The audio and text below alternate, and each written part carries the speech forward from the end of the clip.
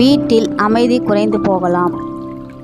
எல்லாரையும் ஒன்றாக சேர்த்து வைத்திருக்கும் பாசம் குறையலாம். குழந்தைகள் உணர்ச்சி ஆதரவை இழக்கலாம். வீட்டு பொறுப்புகள் சீராக நடக்காமல் இருக்கலாம். சாப்பாடு, உடல்நலம் போன்ற கவனிப்புகள் குறையலாம். குடும்பத்தில் அன்பை வெளிப்படுத்துவது குறையலாம். சிறிய பிரச்சனைகளும் பெரிய சண்டையாக மாறலாம். வீட்டின் ஒழுங்கு பாதிக்கப்படலாம்.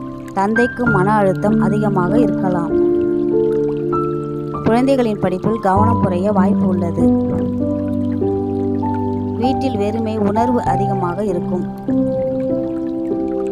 உறவினர்களுடன் தொடர்பு குறையலாம். குடும்ப நிகழ்ச்சிகள் மகிழ்ச்சி இல்லாமல் தோன்றலாம். குழந்தைகள் தனிமையாக உணரலாம். வீட்டில் அக்கறையுடன் கேட்பவர் இல்லாத உணர்வு வரும். அன்பான ஆலோசனைகள் குறைந்து போகலாம். அனைவரின் மனநிலையும் பாதிக்கப்படலாம். குடும்ப உறவுகள் மெதுவாக தளரக்கூடும். வீட்டை வீடு போல உணர வைக்கும் பாசம் குறையலாம். ஆனால் குடும்பத்தினர் ஒன்றாக இணைந்து முயற்சி செய்தால் மீண்டும் மகிழ்ச்சியான சூழலை உருவாக்க முடியும்.